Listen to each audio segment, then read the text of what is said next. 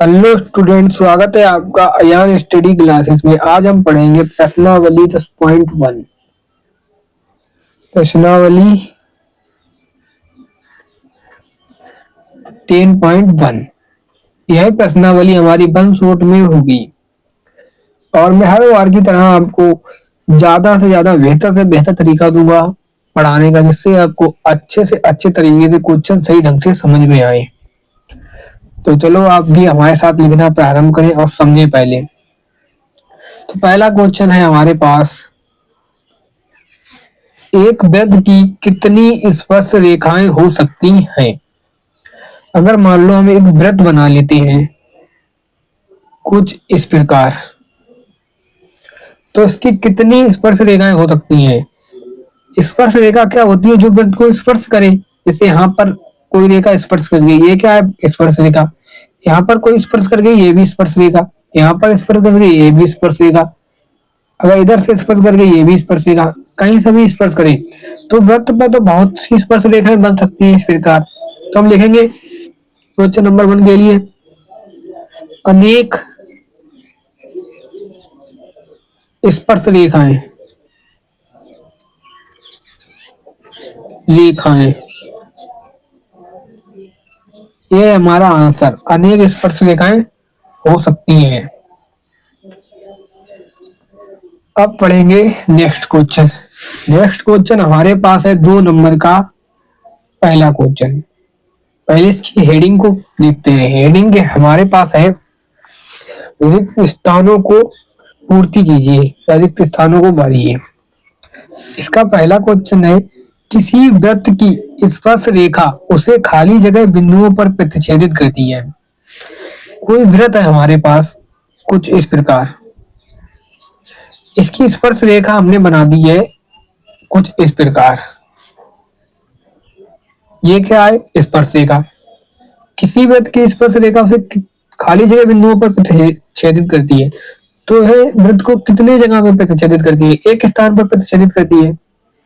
कोई सी स्पर्श रेखा बनाओ, एक स्थान पर प्रतिच्छेदित करेगी। तो हम लिखेंगे एक बिंदु पर। इसका आंसर है एक बिंदु पर।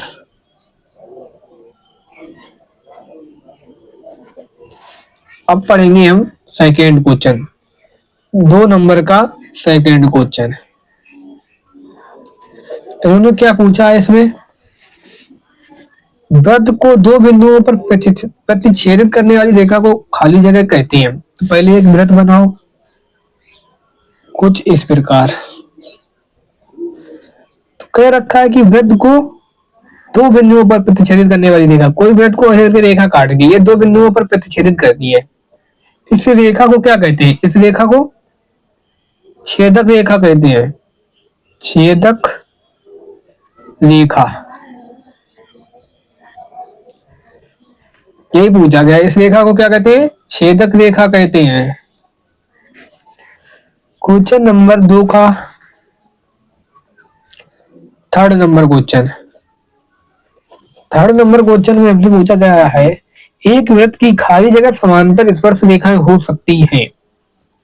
कोई एक वृत्त है, इसकी कितनी समांतर रेखाएं स्पर्श रेखाएं हो सकती हैं। अगर यहाँ पर एक स्पर्श रेखा है तो एक रेखा यहाँ पर से स्पर्श रेखा होगी, तो ये कितनी रेखाएं हैं? 2 रेखाएं समांतर हो सकती हैं। कैसी भी तरफ से खींचो, अगर समांतर बनानी है तो 2 रेखाएं स्पर्श रेखाएं समांतर हो सकती हैं। लिखेंगे 2 रेखाएं।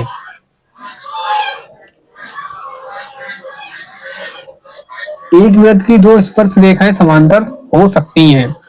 अब पढ़ेंगे नेक्स्ट क्वेश्चन। नेक्स्ट क्वेश्चन है हमारे पास क्वेश्चन नंबर 2 का 4 नंबर क्वेश्चन, फोर्थ।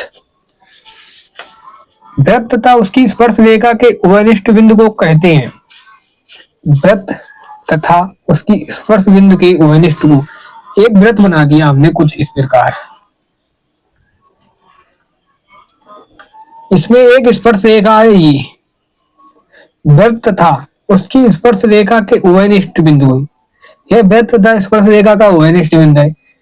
बिंदु को कहते हैं स्पर्श बिंदु।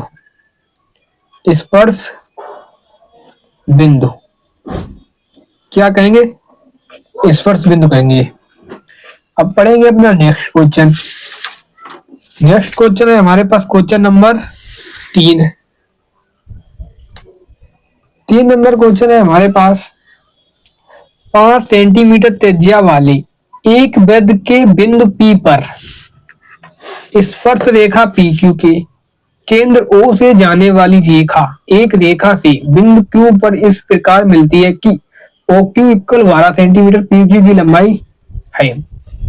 हमें दे क्या रखा है, एक वृत्त है जिसकी त्रिज्या 5 सेंटीमीटर है। तो पहले एक वृत्त बनाओ।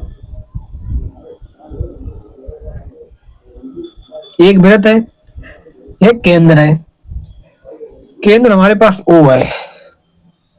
5 सेंटीमीटर त्रिज्या वाले एक वृत्त के किसी बिंदु P पर, कोई बिंदु मान लीजिए, हम कहते यहाँ पे मान लीजिए जो वृत्त पर बिंदु P है, P पर रेखा PQ, कोई रेखा खींच लीजिए PQ ऐसी करके। सॉरी गलत है, गलत हो गया। कोई रेखा PQ खींचनी है आपको, बिल्कुल सीधी रेखा खींच लीजिए PQ। केंद्र O से जाने वाली एक रेखा से बिंदु Q पर इस प्रकार मिलती है। केंद्र O से जाने वाली रेखा पर इस प्रकार मिलती है कि OQ, इनको भी मिला दीजिए, यहाँ पे 90 डिग्री कोण बन जाएगा। OQ हमारे पास कितनी है, 12 सेंटीमीटर। ये रेखा है हमारे पास 12 सेंटीमीटर और OP हमारे पास त्रिज्या है 5 सेंटीमीटर। तो हमें ज्ञात क्या करना है, PQ की लंबाई ज्ञात करनी है। इसे मान लो कुछ भी मान लो, इसे x मान लो, x हमें x का मान मिल जाएगा, या ऐसे ही रहने दो PQ। तो हम लिख रहे हैं समकोण त्रिभुज